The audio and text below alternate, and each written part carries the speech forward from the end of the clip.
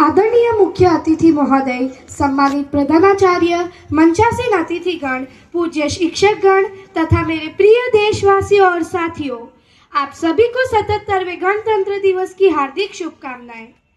आज का यह पावन दिवस केवल एक राष्ट्रीय पर्व नहीं, बल्कि हमारे लोकतंत्र की आत्मा का उत्सव है। आज ही के दिन 26 जनवरी 1950 को भारत ने स्वयं को एक समाजवादी, पंथनिरपेक्ष और लोकतांत्रिक गणराज्य के रूप में स्थापित किया। सत्यमेव जयते, सत्य की ही विजय होती है। हमारा संविधान भी सत्य, न्याय और समानता के इन्हीं शाश्वत मूल्यों पर आधारित है। गणतंत्र का अर्थ केवल मतदान का अधिकार नहीं, बल्कि जागरूक नागरिक बनना है। भारत में सत्ता भी किसी व्यक्ति के हाथ में नहीं, बल्कि संविधान के हाथ में है। धर्मेण राष्ट्रम धार्यते, नैतिकता और कर्तव्य से ही राष्ट्र टिका रहता है।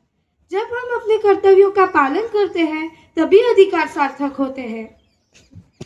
भारत केवल भौगोलिक सीमाओं से नहीं, बल्कि संस्कृति और संस्कारों से जुड़ा राष्ट्र है। यहाँ अनेक धर्म, भाषाएं और परंपराएं हैं, फिर भी हम सब एक ही सूत्र में बंधे हैं।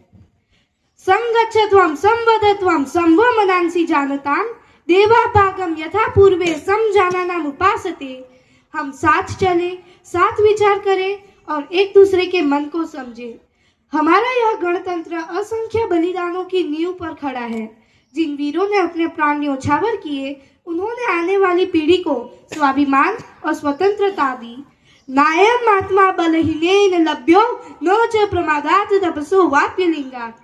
महान लक्ष्य शक्ति और साहस से ही प्राप्त होते हैं। इसलिए तो डॉक्टर भीमराव अंबेडकर ने हमें ऐसा संविधान दिया जो अंतिम व्यक्ति तक न्याय पहुंचाने की भावना रखता है। उन्होंने हमें सिखाया कि लोकतंत्र की सफलता नागरिकों के आचरण पर निर्भर करती है।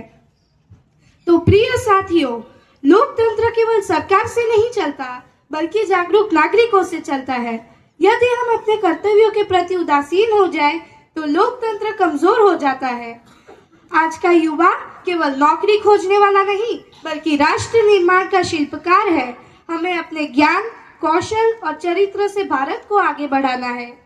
अयम निज परोवेति गणना लघुचेतसाम उदार चरिता नाम तु वसुधैव कुटुंबकम। वसुधैव कुटुंबकम हमें विश्व बंधुत्व का संदेश देता है। आज इस गणतंत्र दिवस पर हम सब संकल्प ले कि हम ईमानदार नागरिक बनेंगे, संविधान की मर्यादा बनाए रखेंगे, भारत को विकसित राष्ट्र बनाने में अपना योगदान देंगे। क्योंकि अपि स्वर्णमयी लंका न मे लक्ष्मण रोचते जननी जन्मभूमिश्च स्वर्गादपि गरीयसी।